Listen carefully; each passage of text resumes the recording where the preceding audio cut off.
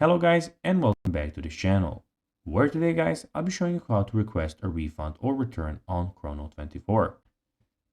Now guys, the first thing that you of course need to do is go to Chrono24.com to be greeted by a website looking something like this. Now when you did that, you just need to go and log into your profile. But guys, if you do not have one, you can always go and register to Chrono24. But guys, if you do not know how to do that, you can always go to our YouTube channel, where we have plenty of how to Chrono24 videos where you can see how you can do this.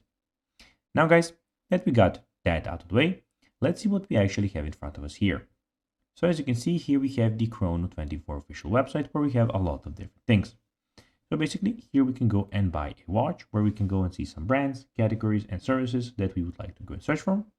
We have the sell watch, where you can go and sell a watch as a private seller or as a professional dealer. We also have some magazines, watch collection, we have the Chrono Pulse, we have the frequently asked questions, and the buyer protection. In the top right corner, guys, we also have the notifications, where all of your notifications will be stored.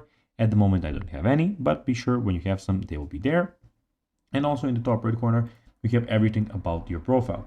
So we have your overview, messages, buy, sell, notepad, saved searches, watch collection, categories, your actual profile, notifications, and the log out option at the end. Now guys, let's see how you can actually go and request a refund or return to Chrono or on Chrono24.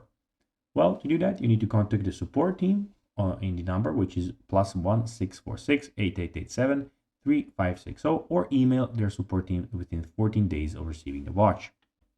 So guys, that will be everything for this video. I hope that you found this video informative. If you did guys, don't forget to like this video, share it, subscribe to the channel, and put the notifications on. And guys, as always, I'll be seeing you in the next video. Bye guys.